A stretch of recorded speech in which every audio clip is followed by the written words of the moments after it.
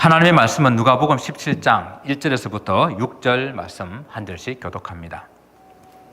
예수께서 제자들에게 이르시되 실족하게 하는 것이 없을 수는 없으나 그렇게 하는 자에게는 화로다.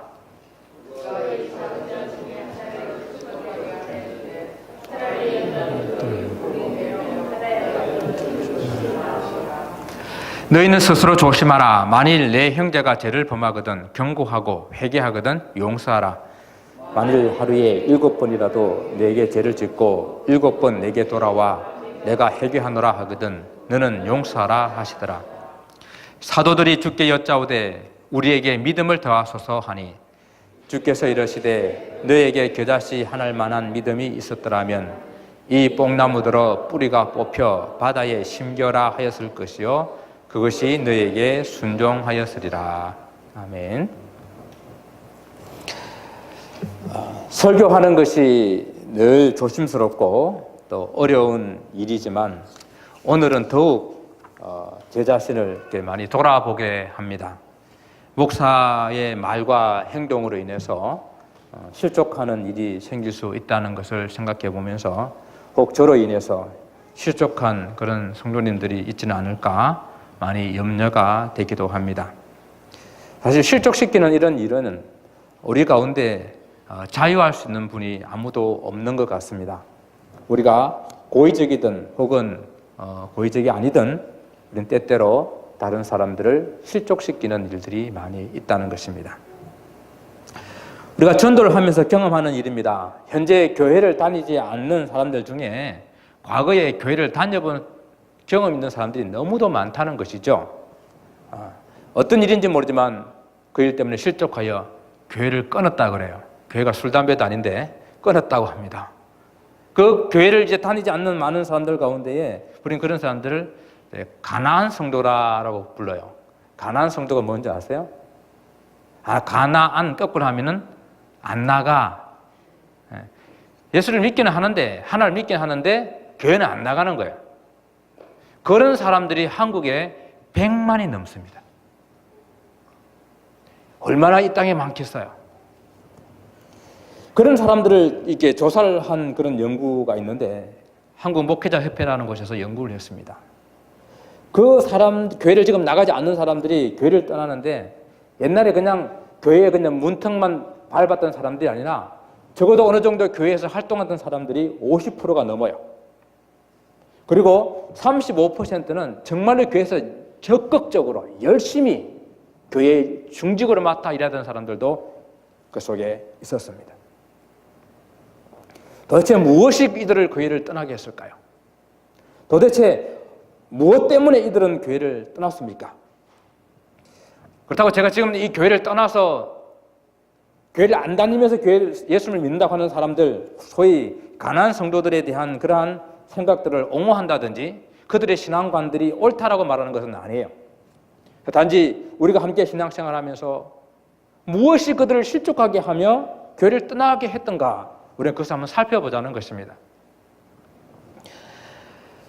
실족게 하는 일이 없을 수는 없다라고 성경은 말씀하십니다. 사람이 교회다라고 제가 말씀드린 적이 있죠. 예, 사람이 교회입니다. 저와 여러분들 한 분 한 분들이 모여있는 우리가 교회라는 것입니다. 그래서 사람이 모여서 교회를 만들었기 때문에 이 교회는 문제가 있어요. 여러 가지 사람들을 실족시키는 일들이 항상 있습니다. 실족했다라는 이 말을 좀 쉬운 말로 여러분들이 잘 쓰는 말로 표현하면 뭡니까? 시험 들었다. 시험 받았어요. 나 시험 들었어. 이런 말 자주 쓰죠. 예수님께서도 실족하는 일이 없을 수 없다라고 말하니까 사람들이 아주 시험 받았다라는 말을 너무 쉽게 잘 사용하는 것 같습니다. 어떤 성도님들 보게 되면 너무 쉽게 이렇게 시험을 받는 것 같아요. 정말 아무것도 아닌데 정말로 그런 뜻이 아니었는데 한 몇십 년 쌓아왔던 그런 인격과 관계는 다 무시해버리고 그냥 잘못 이해하고 오해했던 그 말로 그냥 시험에 빠져버립니다. 얼마나 속이 상하는지 몰라요. 그래서 어느 등산을 좋아하는 목사님이 산에 가가지고 보니까 아주 고목이 썩어 있더래요. 그래서 그걸 고목을 바라보면서 너는 목회도 안 하는데 왜 그렇게 속이 썩었냐 그랬대요. 오늘 우리는 본문을 통해서 어떻게 하면 사람들에게 시험을 주지 않을 수 있을까? 어떻게 하면 사람들이 좀 실족시키지 않을 수 있을까? 우리는 그 부분을 한번 생각해 보기를 원합니다.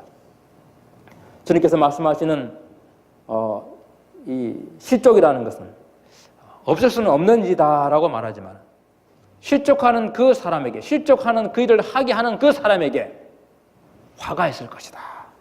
이렇게 경고하고 있습니다. 본문에 나오는 실족이라는 이 단어는 덫이나 올무나 함정 등을 의미하는 그런 말입니다. 이 말이 그냥 어쩔 수 없이 그렇게 된 것이 아니라 고의적으로 그 사람을 넘어뜨리게 하기 위해서 그렇게 함정을 파는 것, 덫을 놓는 것, 올무를 놓는 것, 이런 것을 실족시킨다라는 의미예요. 성경적인 의미에서. 그렇기 때문에 실족시키는 것은 길을 가거나 또한 뛰어가다가 걸려 넘어지는 것, 그것을 표현할 때 사용하는 말입니다. 다른 사람을 실족시키는 일에 대해서 주님께서 오늘 단호하게 말씀하고 있는 것을 우리는 경고로 들어야 됩니다. 뭐라고 말씀하셨습니까?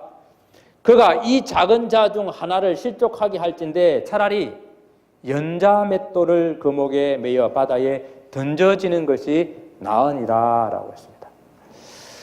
너무 심하게 말씀하시는 거 아닙니까? 연자맷돌을 목에 메고 바다에 빠지게 되면 살아나올 수 있는 사람이 아무도 없어요. 아무리 수영을 잘하는 박태환 선수도 연자맷돌을 메고 수영 못해요. 연자맷돌이라는 것은 고대 중동의 곡식을 이렇게 추수하는 빻는 그런 도구입니다. 두 사람이 함께 돌리는 그런 연자맷돌도 있고요.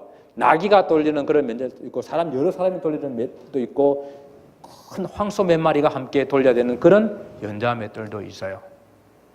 주님께서 말씀하시는 이런 연자맷돌은 제법 큰 것을 의미하는 것이겠죠. 옛날 예수님 당시에 로마나 그리스에서 이 공공질서를 파괴한다든지 아니면 아주 극악한 그런 죄인들에게 실제로 연자맷돌을 목에다가 걸고 바다에 빠뜨려 죽이는 그런 사형 제도가 있었답니다. 주님께서는 이것을 빗대어서 지금 사람들이 이해할 수 있도록 소자 하나를 실족하게 하게 되면 연자맷돌을 목에다가 메어서 바다에 던지오는 것이 더 낫다라고 이렇게 말씀하시는 것입니다. 그만큼 다른 사람을 실족시키는 일을 큰 죄로 본 것입니다. 마태복음에서는 뭐라고 말씀하십니까? 내 손이나 발이나 너를 실족하게 하거든 찍어 내버리고 내 눈이 너를 실족하게 하면은 빼어 내버리라 라고 말씀하십니다.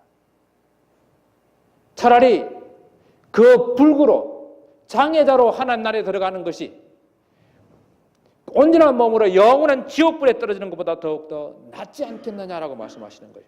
우리가 작은 소자 하나라도 실족하는 일이 없어야 된다고 강하게 경고하고 있는 말씀입니다.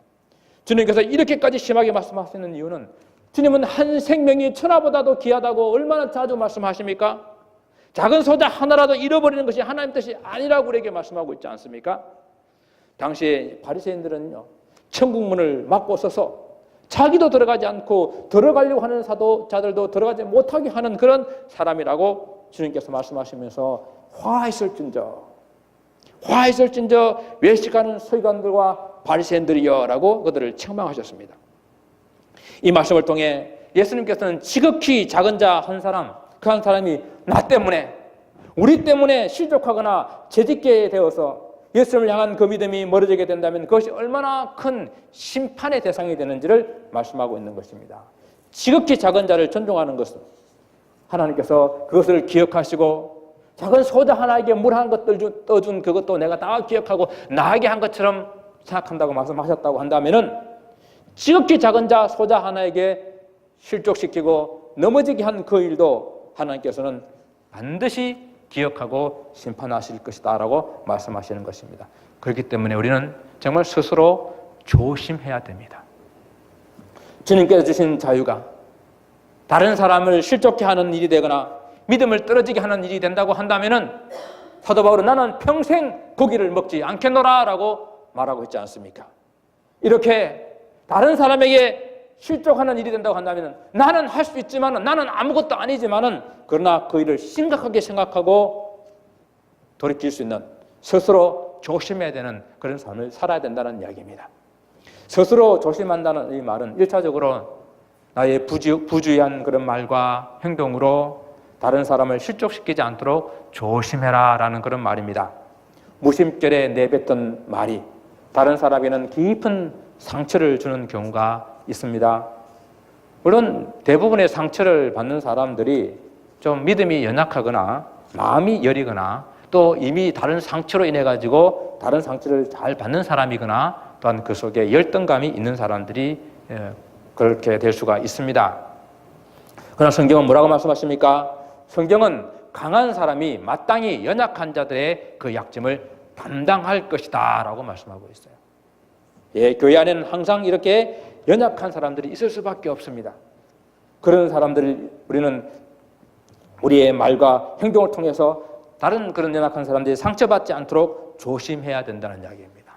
또 스스로 조심해라는 이 말은 잘 분별하여서 행동해라라는 말로 이해할 수 있습니다. 어떻게 분별합니까? 즉 스스로 조심해서 사람들이 죄를 범했을 때에 먼저 경고할 수 있어야 된다라고 말하는 거예요. 사람들이 죄를 짓는 그 일에 대해서 교회가 경고하지 않으면은 그 사람은 영영이 실족당하는 것 아십니까? 형제가 죄를 지었거든 경고하라고 하는 이 말씀, 오늘 이 말씀을 좀 더 부드럽게 말한다고 한다면은 누가 범죄하거든 권면해라, 좀 권고해라 라는 이 말씀이죠. 어떤 방법이든지 간에 죄를 짓는 사람을 경고하지 않고 그냥 방조하게 되게 되면은 그 사람은 그 죄 속에 깊이 빠져서 정말로 실족할 수밖에 없어요. 죄를 범하고 있는데도 말씀으로 권면하지 않고 그냥 놔두는 그것이 그 형제를 실족시키는 일이라고 성경은 말하고 있는 것입니다. 마태복음 18장에서 주님께서 말씀하십니다. 내 형제가 죄를 범하거든 가서 너와 그 사람만 상대하여 권고하라. 만일 그 사람이 그 말을 들으면은 형제를 얻는 것이 된다라고 말했어요. 그렇습니다. 우리가 죄를 짓는 사람을 바라볼 때에 그 사람에게 말씀으로 찾아서 권면하게 될 때에 그 사람이 그 말을 듣게 되면 그 한 영혼을 얻게 되는 거예요. 그 한 생명을 구원하게 되는 거예요. 에스겔서 3장은 더 무섭게 경고하고 있습니다. 하나님께서 죽으리라고 한 죄인에 대하여 내가 그를 말로 깨우치거나 그 악한 길에서 떠나 생명을 구원하게 하지 아니하면 그 악인은 그 죄악 중에서 죽겠거니와 그 핏값은 네 손에서 찾으리라. 형제가 죄를 범했을 때 말씀으로 권면하면 그 형제를 실족한 가운데서 지킬 수가 있고 그 생명을 지킬 수가 있다는 말씀입니다. 또한 죄를 짓는 사람을 경고하면은 그것을 지켜보는 다른 사람들에게 경고가 되고 실족하지 않게 할 수 있습니다. 형제가 죄를 범했을 때에 말씀으로 경고하면은 그 사람이 실족되지 않는 것은 물론이고 그것을 지켜보는 다른 사람들, 그 다른 사람들까지 실족시키지 않을 수가 있다는 이야기예요. 다른 말로 죄를 짓고 있는데도 그냥 방조하고 놔두게 될 때에 이것은 마치 교회가 그 죄 짓는 것을 그냥 방조하고 심지어는 권장하는 그런 모습처럼 보일 수가 있습니다. 어떨 때요? 그 죄 짓는 사람이 교회에서 중직이든지 좀 헌금을 많이 하는 사람이든지 교회에서 입김이 좀 센 사람이든지 그런 사람이 죄를 짓는데도 불구하고 교회가 가만두고 있다고 한다면은 그것은 교회가 그 사람의 죄를 방조할 뿐만 아니라 죄를 짓도록 더욱더 권장하는 모습으로 비춰질 수가 있다는 것입니다. 바로 이 모습이 오늘날 많은 젊은이들을 이 교회에서부터 떠나게 하고 있다는 사실입니다. 여러분 고등학교를 졸업하면 80%가 교회를 떠난다고 합니다. 여러분 자녀들은 어떻습니까? 왜 그런가 하면 나의 부모들이 분명히 내가 볼 때는 잘못한 것이 많은데 교회에서는 중직을 맡고 있고 교회가 이 세상 가운데서 아무런 빛과 소금 역할을 감당하지 못하고 있고 세상이 너무도 잘못되고 있는데 그 잘못된 것을 잘못됐다라고 말하고 잊지 못하는 그런 교회에 염증을 느끼고 다 떠나버린다는 것입니다. 그들이요 그냥 떠나는 뿐만 아니라 안티 크리스찬들이 됩니다. 지금 교회를 대단히 크게 비판하고 반기독교적인 그런 힘을 운동을 하고 있는 사람들, 그 사람들이 다 누군 줄 아세요? 이렇게 떠난 사람들, 목사 아들, 장로님 아들, 집사님 아들들, 이런 사람들이 교회를 강하게 비판하는 안티 기독교 세력으로 지금 남아있다는 이야기예요. 형제가 저를 범할 때에 말씀으로 제대한 분명한 권면을 하게 되면은 그 형제를 얻게 될 뿐만 아니라 그것을 지켜보는 다른 사람들에게 경고와 교훈을 줄 수 있기 때문에 그들을 실족으로부터 지킬 수가 있다는 이야기입니다. 세상이 악을 향할 때에 교회가 그것을 보고 악이다, 잘못된 것을 잘못됐다라고 말할 수 있을 때에 성도들을 지킬 수 있다는 이야기입니다. 또 우리는 전혀 다른 한 면을 또 보기를 원합니다. 우리가 스스로 돌아보고 분별하여서 형제들과 자매들을 실족시키지 않는 다른 한 방법이 있는데 그것은 죄를 범한 사람이 회개할 때에 용서하는 겁니다. 성경은 어떻게 보면 죄와 용서의 책이라고 할 수가 있어요. 창세기 처음부터 하나님의 말씀을 어기고 죄를 짓습니다. 그러고 나면 하나님께서는 그 죄어진 인생을 어떻게 하면 구원해 줄까? 어떻게 하면 그 죄를 용서하고 바른 길을 인도해 주실까? 여러 가지 길을 제시하고 있다는 이야기예요. 구약 이스라엘 백성들이 그들이 범죄한 그 죄악들을 가지고 하나님 앞에 나와서 용서할 수 있는 길을 하나님 앞에 나와서 제사 드리는 방법으로 그 길을 열어주었습니다. 또한 예수 그리스도께서 우리 죄를 용서하기 위해서 이 땅에 오신 것 아닙니까? 우리 모든 죄를 용서할 수 있는 길, 완전한 제사를 드려서 영원한 용서를 받을 수 있는 그 길을 위해서 우리 주님께서는 십자가를 지셨습니다. 십자가 안에서, 십자가 위에서 우리 모든 죄가 용서받았습니다. 그러므로 우리도 다 용서해야 된다는 거예요. 용서는 범죄한 후 회개하여 돌아온 형제와 자매를 다시 실족시키지 않는 방법입니다. 아까 교회를 떠나버린 많은 사람들이 그 가나안 성도에 대해서 말씀을 드렸잖아요. 그 사람들이 교회를 떠나고 난 다음에 다시 다른 교회를 찾아간 경우가 50%가 넘대요. 적어도 2번 이상 교회를 찾아간 곳이 20%가 넘고 여러 번 교회를 찾아간 것이 6%가 넘는다고 한목협에서는 통계를 내고 있습니다. 그러면 그들이 다시 교회를 찾아갔을 때에 또 다시 교회를 찾아갔을 때에 여전히 실망하고 여전히 받아들이지 않고 여전히 그들을 실족시키는 일들이 교회 안에 존재했었다는 이야기입니다. 그래서 용서라고 하는 것은요, 범죄한 사람을 경고하는 일보다도 더욱 중요한 일이고 더욱 어려운 일이고 더욱 열심히 해야 될 일이에요.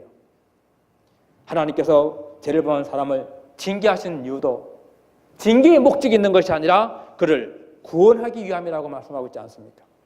예레미야 29장 11절에 너희를 향한 나의 생각을 내가 아나니 그것은 곧 평안이요 재앙이 아니라 너희에게 장래에 희망을 주려 하는 것이라고 말씀하고 있습니다.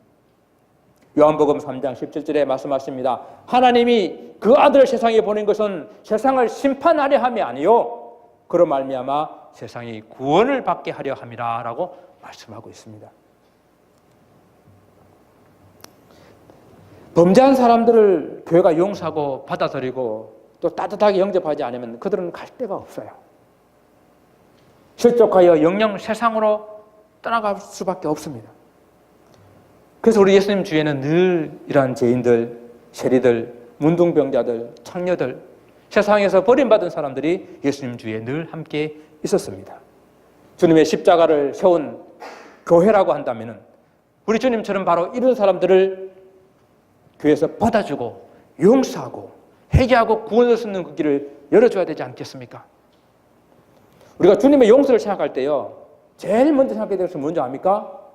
내가 바로 갚을 수 없는 그 빚을 탕감받은 사실을 우리는 잊지 말아야 됩니다. 제가 여러 번 설교 들었죠. 우리가 그 도저히 갚을 수 없는 그 빚을 졌는데 그 빚을 탕감받았습니다. 그 빚이 얼마나 그랬어요? 얼마나 그랬습니까? 1만 달란트. 여기서 1만 달란트는 내가 평생 갚아도 갚을 수 없는 돈, 내가 죽을 때까지 갚아도 갚을 수 없는 돈, 그 돈을 상징하는 것이에요. 바로 어떤 것으로도 평생으로도 갚을 수 없는 그 죄의 값을 예수 그리스도께서 당신의 십자가로 갚아주셨습니다.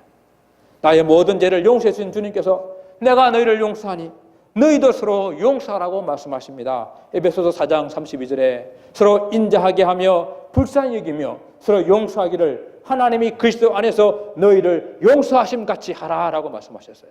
골로새서 3장 13절에 또한 비슷한 말씀을 하십니다. 누가 네게 힘이가 있거든 서로 용납하여 피차 용서하되 주께서 너희를 용서하신 같이 너희도 그리하라라고 말씀하고 있는 거예요. 이 두 구절의 핵심이 무엇입니까? 우리가 하나님께서 우리를 용서를 받은 것 같이 그렇게 우리도 다른 사람들을 용서해야 된다는 것입니다. 우리가 용서를 받았기 때문에 우리는 또한 용서해야 된다는 분명한 주님의 명령을 이 아침에 받으시기를 바랍니다. 그래서 주님께서 용서에 대한 구체적인 말씀을 하셨어요. 만일 하루에 7번이라도 내게 죄를 짓고 내게 돌아와 내가 회개하노라 하면은 용서하라. 마태복음 18장 21절에서는 베드로가 주님께 형제가 내게 죄를 범하면 내가 몇 번 용서해 주리까? 7번 하리까? 이 주님의 말씀을 받아가지고 말씀하는 거예요. 그러니까 주님께서 뭐라고 말씀하십니까? 7번이 아니라 70번씩 7번까지라도 용서해라라고 말씀하셨어요. 아니 같은 죄를 그것도 하루에 7번을 짓는다. 이게 용서 가능합니까? 3번은 어때요? 3번. 우리 3세번 좋아하잖아요. 유대인들도 3세번 좋아해요. 예수님 이 말씀 하시기 전까지는 유대인 랍비가 3번은 용서하는 것이 가다라고 율법으로 정해놨어요. 그러니까 사람들은 3번 이야기를 하고 있었거든요. 그런데 주님께서 뭐라고 말씀하십니까? 7번. 70번을 7번. 여기서 7이라는 숫자는 완전한 숫자예요. 그러니까 7번을 말하는 것이 아니라 490번을 말하는 것이 아니라 무한 용서를 말하는 거예요. 제한 두지 말고 어떤 조건도 두지 말고 회개하면 그냥 받아줘라. 마치 사랑 아들이 뭘 잘못해가지고 이렇게 했는데 아빠 잘못했다고 지어짜만 나와도 그냥 용서해주려고 기다리는 아빠처럼 그냥 용서해줘야 된다는 거예요. 근데 이게 어떻게 가능합니까? 저 여러분 가능하세요? 70번을 7번 같은 죄를 하루에 7번씩 와가지고 죄를 짓고 또 회개하노라 하면은 여러분 어떨 것 같아요? 그래서 저는 이렇게 생각해요. 낙타가 바늘기로 들어가는 것만큼이나 아니 더 어려울 줄 모르겠어요. 예수께서 부자가 천국에 들어가는 것이 얼마나 어려운지 낙타가 바늘기로 들어가는 것보다 들어가는 것이 더 쉬울 것이라고 말씀하셨어요. 그때 제자들이 말합니다. 그럼 누가 천국 갈 수 있겠습니까? 하며 낙담하며 질문할 때 예수님께서 사람으로는 할 수 없지만은 우리 아버지께서는 하나님께서는 하실 수가 있다라고 말씀하셨거든요. 그래서 제가 거기서 힌트를 얻었어요. 그렇습니다. 인간적으로 생각하면은 무한 용서가 불가능한 것 같아요. 그래서 제자들이 오늘 뭐라고 말씀하고 있나 하면은 주님 믿음을 더하소서. 우리에게 믿음을 좀 더해 주십시오. 믿음이 없이는 우리가 사람을 용서하는 것 너무도 어렵고 한계가 있습니다. 아니 무한 용서는 불가능한 거예요. 그래서 제자들이 주님 믿음을 주세요. 정말 용서할 수 있는 그 믿음을 주세요. 원수를 사랑하고 용서하는 것이 인간적인 힘으로는 안 되기 때문에 아니 한 번도 아니고 반복해서 짓는 것 죄를 무한 용서하는 것은 내로서는 불가능하기 때문에 하나님 믿음을 주세요. 믿음 주시면 가능합니다. 주님께서 믿음 주시면은 믿음을 더해 주시면은 가능합니다라는 이야기예요. 그래서 주님께서 말씀하십니다. 그다시 하늘만한 믿음이 있다면은 가능하다. 그다시 하늘만한 믿음이 도대체 무슨 믿음입니까? 이미 비유로서 말씀하신 것 아닙니까? 그다시 하늘이 땅에 떨어지게 되면 그것이 죽었어, 썩었어, 자기 껍질을 뚫고 땅을 뚫고 나오게 되면 30배, 60배, 100배의 열매를 맺는 겁니다. 바로 그 믿음을 말하는 거예요. 처음에는 어렵지만 주님 믿음으로 기도하면서 용서하기를 작정했을 때에 하나님 주시는 그 무한한 힘으로 용서가 된다는 거예요. 할 수 있다는 거예요. 그래서 믿음을 달라고 기도하는 것입니다. 이렇게 여기서 믿음을 구한다는 것은 하나님 내 힘으로는 안 됩니다. 내 힘으로는 용서할 수가 없어요. 내 힘으로는 용서할 수 없기 때문에 그렇지만 내가 용서하고자 하는 몸부림을 치면서 하나님 도와주세요. 용서하기를 원합니다. 그 마음을 달라는 거예요. 용서하게 해달라고, 그리고 용서하고 용서뿐만 아니라 정말 축복할 수 있게 해달라고 하나님께 은혜를 구하는 것. 그것이 하나님, 주님 믿음을 주세요 라고 하는 그 기도입니다. 여러분 그 코리텐 붐이란 여사의 간증을 아마 많이 들어보셨을 것입니다. 이 여인은 네덜란드 여인인데 그의 가족이 2차 대전에 나치의 희생자가 되었습니다. 나치에 쫓기고 있는 유대인들을 이게 그들에게 은신처를 제공해 주었다는 그 빌미가 되어서 포로 수용소에 잡혀가지고 고난을 받다가 그의 아버지와 언니는 죽게 되었습니다. 이 여인은 구살생으로 살아서 이 해방이 된 전쟁이 끝나면서 그곳에서 해방되었습니다. 이제 전쟁 후에 그가 신학을 공부해가지고 설교자가 되었는데 하나님께서 그에게 강하게 말씀하십니다. 독일을 다니면서 독일인을 용서하라는 그 메시지를 선포하라는 겁니다. 그걸 쉽겠어요? 그래서 그 말씀에 순종하여서 독일 교회를 다니면서 간증하고 독일에 대한 용서를 선포합니다. 그런데 어느 날 설교를 끝내고 사람들과 인사를 쭉 나누는데 저 끝에 그 포로 수용소에서 자기 언니를 죽일 뿐만 아니라 많은 여인들을 너무도 괴롭히고 힘들게 했던 그 사람이 그 뒤에 서 있는 겁니다. 그래서 발걸음이 멈춰져서 하나님, 내가 다 용서해도 저 사람은 안 됩니다. 내가 다른 독일은 다 용서해도 저 사람은 안 됩니다. 근데 주님께서 말씀하십니다. 나는 십자가에 나를 못 박고 침뱉고 갈대로 머리를 때리고 조롱하며 모욕하던 사람들을 다 용서했는데 너도 그를 용서해라. 쉽지 않습니다. 주님, 안 됩니다.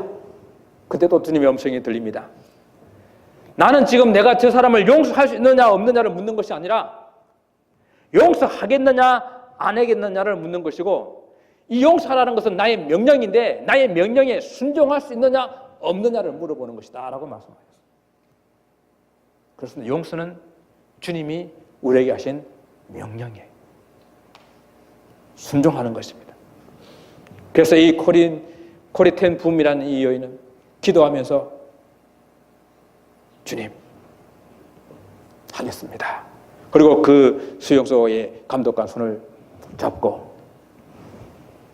악수하면서 용서를 했을 때에 그 속에 있던 마음에 있던 그 원한들이 다 풀려나가고 진정으로 용서했을 때에 정말 그 속에서 솟아나는 그 기쁨을 경험했다는 그러한 간증입니다. 그리고 그 손을 잡았을 때에 그 감독관, 그 수용소의 감독관 마음은 어떠했겠습니까? 사랑하는 성도 여러분, 우리 교회에서 나로 인해서 실족하는 성도가 없게 하십시다. 우리 교회 때문에 다른 교회가 실족하는 일이 없게 하십시다. 사단은요, 교회가 바로 세워지는 것을 너무도 싫어하기 때문에 어떻게 하든지 여기저기에 그 울무, 그 함정을 놓고 거기에 빠지기를, 걸려 넘어지기를 기다리고 있습니다. 혹 우리의 무관심 때문에, 혹 우리의 부주의 때문에 나의 사랑하는 형제 자매들이 그에 걸려 넘어지지 않도록 해야 됩니다. 혹은 나의 나쁜 의도로, 또 내 속 좁은 마음으로 용서하지 못한 마음 때문에 그가 걸려 넘어지는 일이 없도록 우리는 해야 됩니다. 오주님께서는 상한 갈대도 꺾지 아니하시고 꺼져가는 심지도 끄지 않으시는 분이라고 했습니다. 용서는 범죄한 사람을 실족하는 데서 건져낼 수 있는 길이라고 말씀하셨습니다. 또한 용서하게 되면은 미워하고 있는 나 자신을 그 실족할 수 있는 데서부터 건져낼 수 있는 건 여러분 아십니까? 용서하는 사람만이 누릴 수 있는 그 진정한 자유함이 있습니다. 그 기쁨이 있어요. 사랑하는 성도 여러분, 무한 용서로 무한 기쁨을 맛보시는 그런 사랑하는 성도님 되시기를 주님 이름으로 축원을 드립니다. 기도하겠습니다.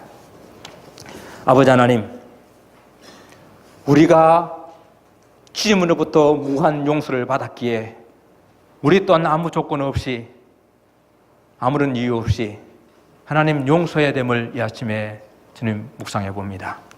이것을 주님의 명령으로 받아서 하나님 사랑하는 형제자매를 실족하는 일이 없게 하게 하시고 나의 속점으로 말미암아 하나님 또 다른 형제들을 실족시키는 일이 없도록 하시고 아버지 하나님 주님의 그 말씀으로 무한 용서하는 삶으로 무한 기쁨을 누리는 축복된 성도들에게 인도하여 주옵소서. 감사하고 예수 그리스도 이름으로 기도드리옵나이다.